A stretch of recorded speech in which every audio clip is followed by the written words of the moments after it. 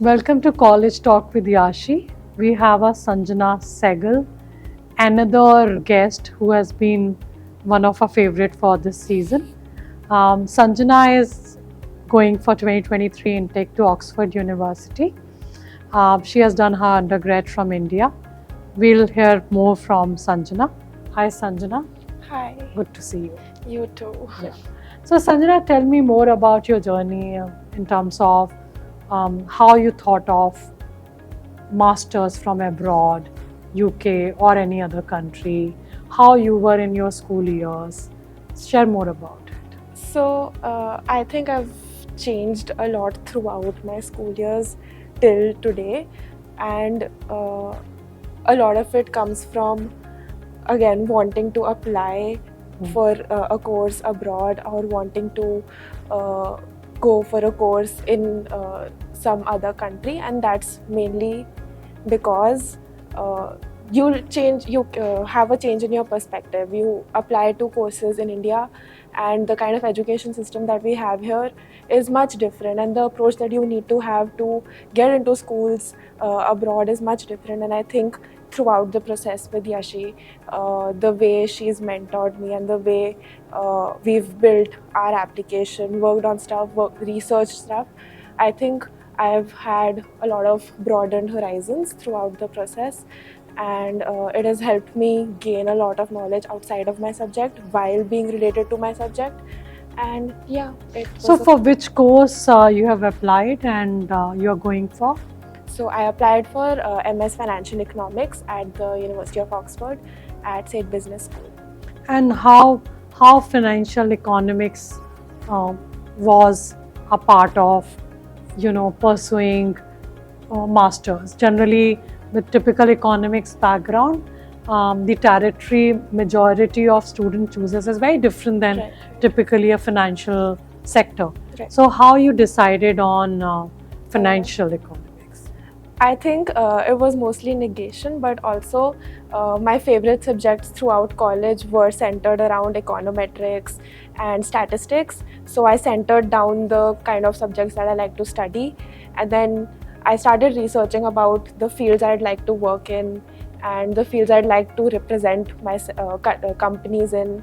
And I think finance is one field that is very lucrative, but also appealed to me the most. So I centered down the job prospects later on, and I think financial economics was the perfect fit for me throughout the research process. And yeah, that's how. So Oxford is something that people dream of for their kids.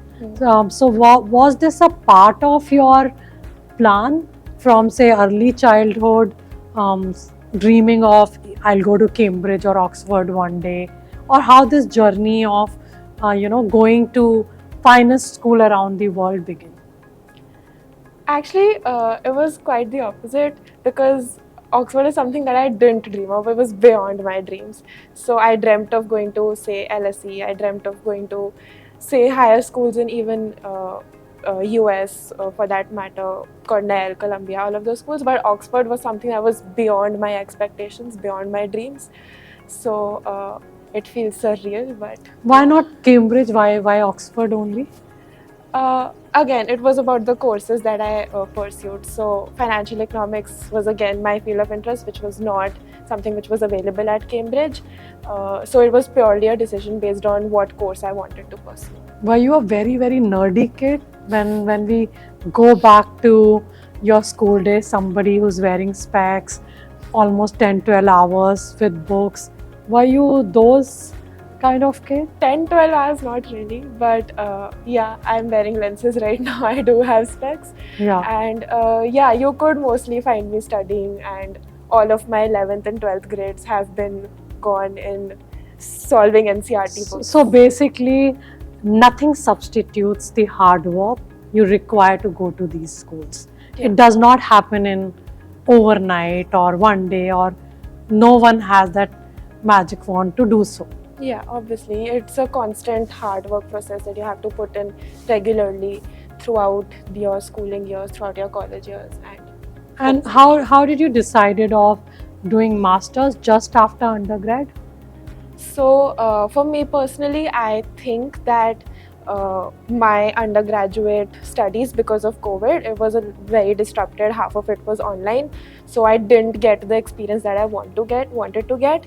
Plus, I think that I want to continue with my studies as of now. I don't want to enter the working field. I feel like it gets harder to get back into studies later on. So yeah, that was my And approach. how did you decided on standardized testing? When have you started working for standardized testing or gearing up for your college application? Where, was it a first year, second year, or just before the application?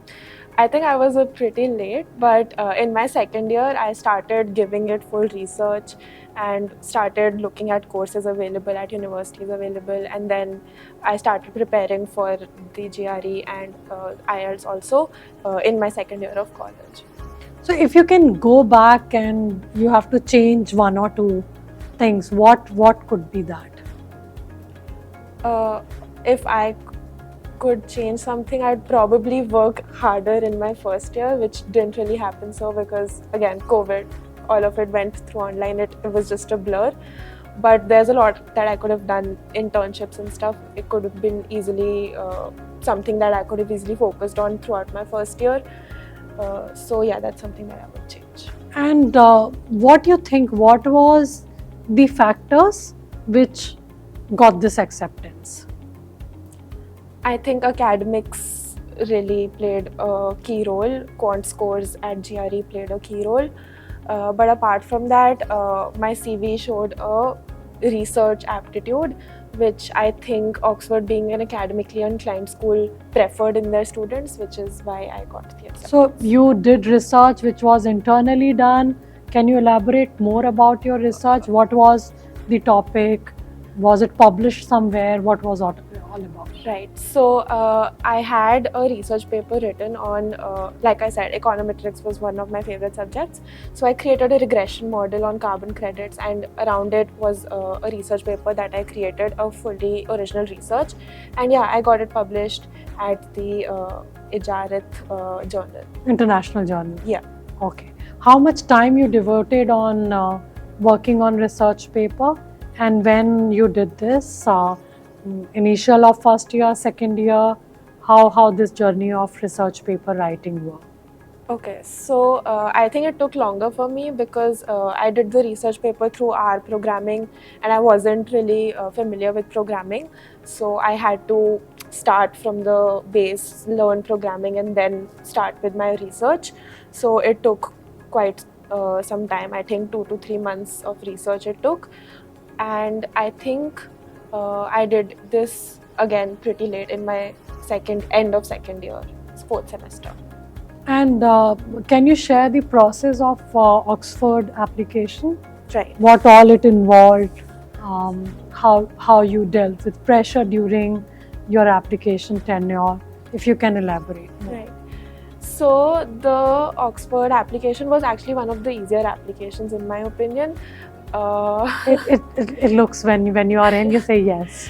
Yeah. But so there's the separate application part. You write out essays. I think there was a simple one essay that they asked for, which was basis of your SOP, and then there was a video interview that you were supposed to give, which comprised of, I think, from what I remember, yeah, it comprised of 3 verbal questions and 2 written questions. And yeah, that was pretty much it. You give the interview and you get your LORs submitted. 2 LORs were the requirement, and yeah, you get the decision within a month. So you think your entire application was aligned with each other? Say for example, if you have shown something in your CV, the narration of same was in your essays, or were there any kind of binding story, whether it is academics, econometrics or statistics, anything which was quite evident in your application in all aspect or all facade of the application? Do you think that? And if so, what was that? Yeah, definitely. I think this is something that I learned from you also, is that your CV should speak something. It should be focused. It should not be going in all other directions. Your CV, your essays all should point towards one specific direction that you want to go into, or one specific direction that you want to work towards. So I think that's what my essays and all of my research interests were inclined towards. I was, again, like I said, I was inclined towards finance. Women in finance is something that I was always very passionate about. So all my essays were always surrounded around it, and that's how my story. I remember you were doing, when you said finance, I think I remember you worked on a curriculum which Right. was centric towards financial literacy. Yeah, Would you mind sharing about that? definitely. So, like I said, women in finance is something that I feel very strongly about.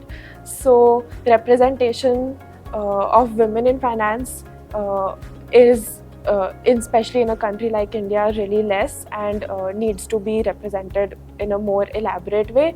And if you look at it, it's something which is of a very basic issue that we face in every household, is that males are the ones who are always taking household decisions. I think we had this conversation multiple times. Yeah, we've had. And let me add here, I think in 16, 17 years of my career, your mom was the only one who decided and took many decisions. I think I had a very short conversation with your dad. Yeah. And so yes, it was very evident that there was a gender equality when it comes to taking a financial decision. And I think we had a various discussion on how even in today's day, women are lacking in terms of the knowledge, how to invest, where to invest. Subconsciously, they are so dependent on their spouses to make these decisions. Exactly. This may not be for everyone, but this is in general we have observed.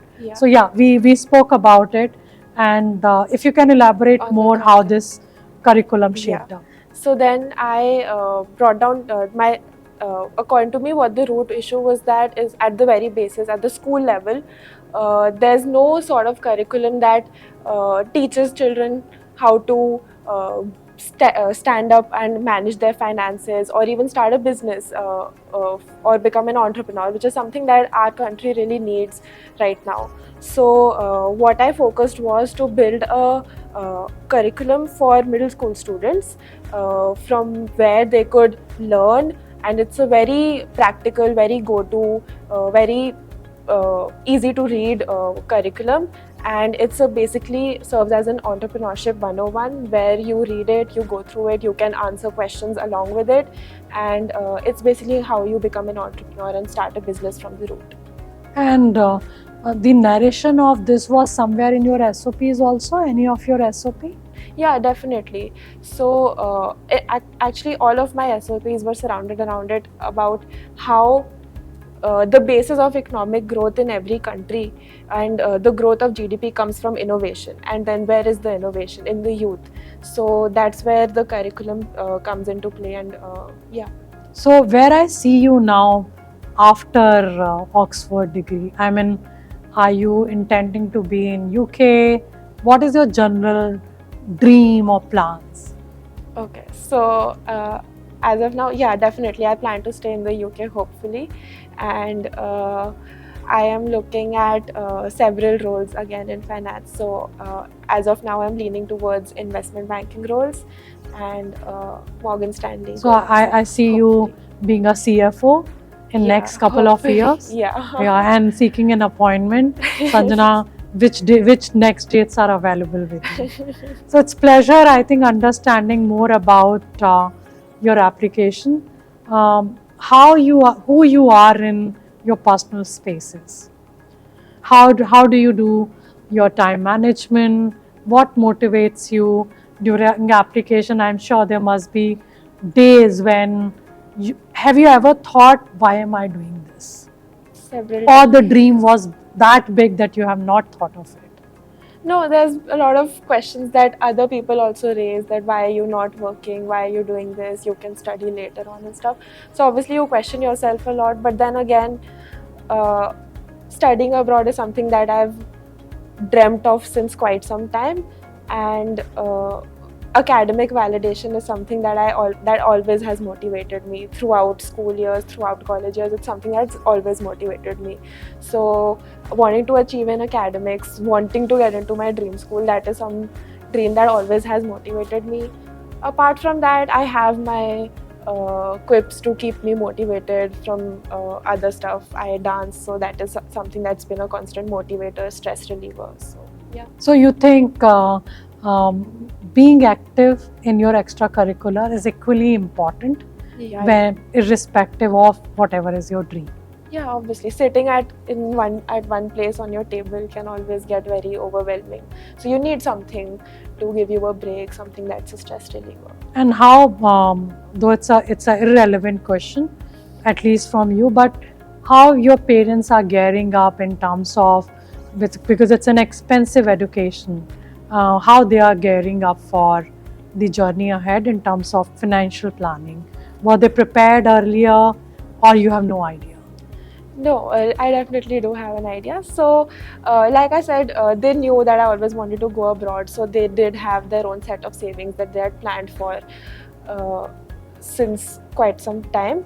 But apart from that, there's always educational loans that will help to get through the tuition, because Oxford is an expensive school. Yeah, But yeah, and so as UK. yeah, definitely. Yeah, so yeah, I think it was very insightful conversation with Sanjana, and I'm assuming in next couple of years, she is definitely going to be a CFO in making, and we see her somewhere in Soho or London. Hopefully, yes. Right.